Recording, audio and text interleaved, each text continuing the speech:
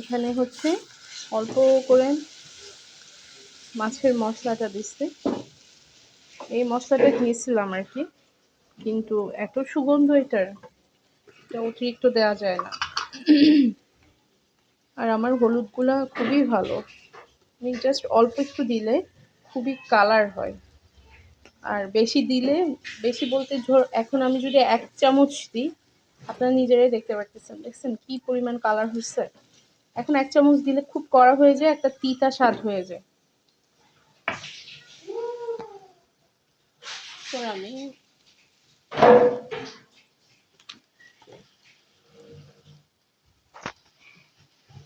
হলুদ দিয়েছি, বাচ্চারা আছে তাই মরিচ আধা চামচের মতো দিয়ে ভালো করে নেড়ে নেব। মরিচ আর একটু দেওয়া যায় তো, কিন্তু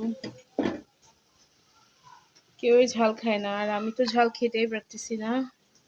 আমার বুক ব্যথা শুরু হচ্ছে, ডান হাত ব্যথা করতেছে, নিয়ে এক অবস্থা।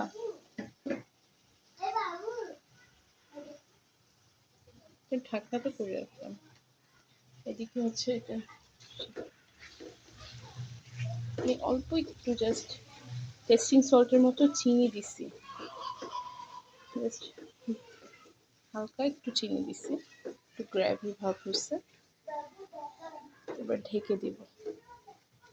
ঢেকে দিলে এই উপরের অংশগুলো নরম হয়ে যাবে, এগুলো এখনো শক্ত। ঢেকে দিলে ভাপে হয়ে যায়। এটা হতে থাকুক,